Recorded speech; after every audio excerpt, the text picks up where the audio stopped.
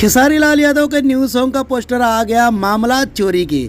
भाई सिंगर है खेसारी लाल यादव और एंड शिल्पी राज, और इस गाने का मॉडल है भाई सपना चौहान। भाई इस गाने को इतना खूबसूरत सजाया गया है, और ये गाना कब रिलीज होगा मेरे को पता नहीं है।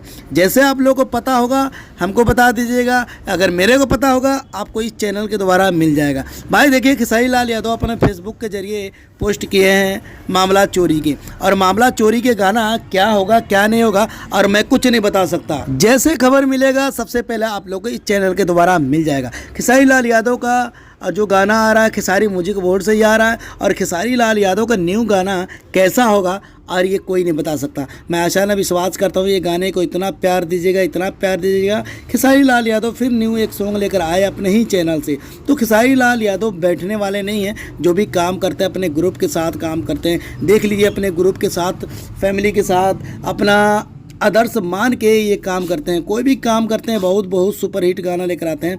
और कृष्णा बेदर्दी और अखिलेश कश्यप जो जोड़ी है ना भाई गजब का है। तो आशा न विश्वास करता हूँ ऐसी प्यार और दुलार बनाए रखे।